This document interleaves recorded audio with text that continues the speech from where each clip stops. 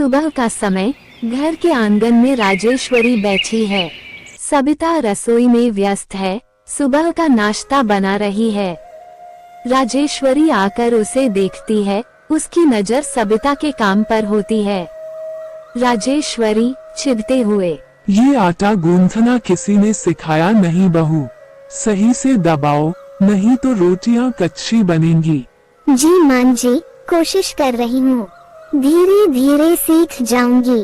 राजेश्वरी कड़वी मुस्कान के साथ, कोशिश करने से कुछ नहीं होता, काम सही होना चाहिए बहू।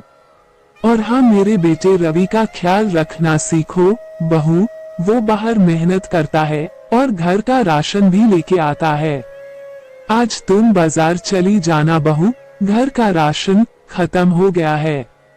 सबिता शांत स्वर में, अंदर से थोड़ा आहत होकर, पर मम्मी जी आज तो मुझे कॉलेज जाना है।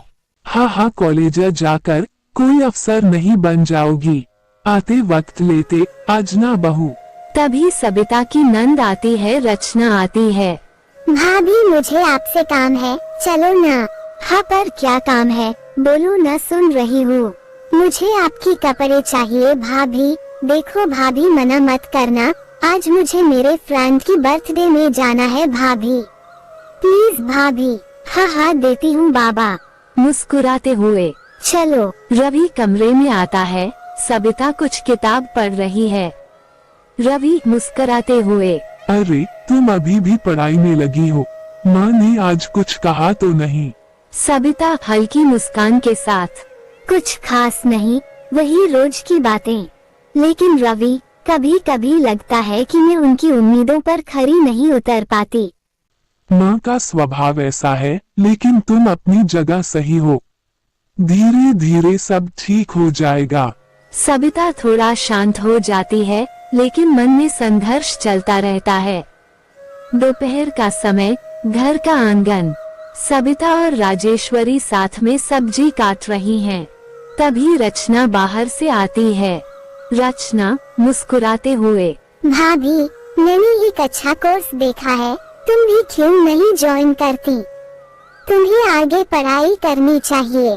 राजेश्वरी कठोर स्वर में, पढ़ाई लिखाई में क्या रखा है, बहू का काम है घर संभालना, बाहर की दुनिया की उसे जरूरत नहीं। वैसे भी कितना पढ़ाई कर ले, घर का काम तो करना ही है।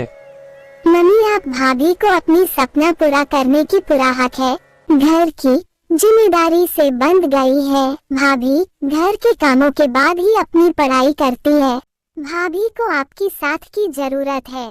पढ़ाई लिखाई से क्या मिलेगी, जीवन तो कट रहा है ना। वैसे इनको अभी घर ही संभालने दो। सबिता धीरे से, मां जी, पढ़ाई से कुछ नया सीखने का मौका मिलता है। मैं घर का काम भी कर सकती हूँ और पढ़ाई भी जारी रख सकती हूँ।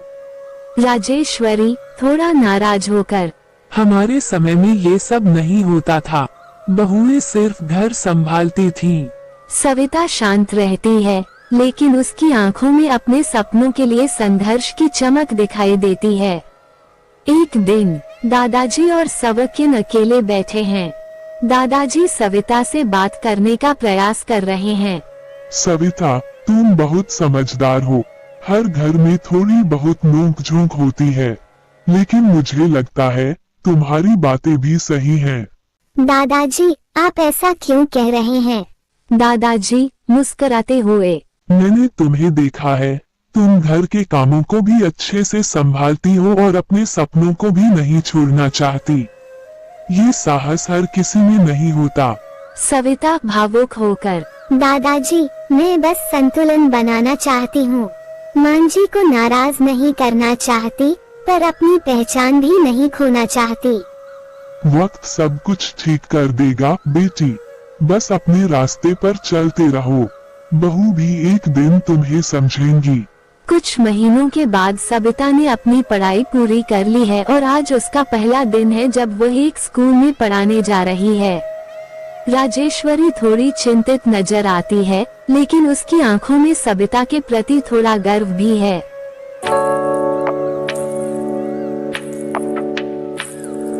सबिता, मैंने तुम्हें कभी रोका नहीं, बस डर था कि घर टूट न जाए।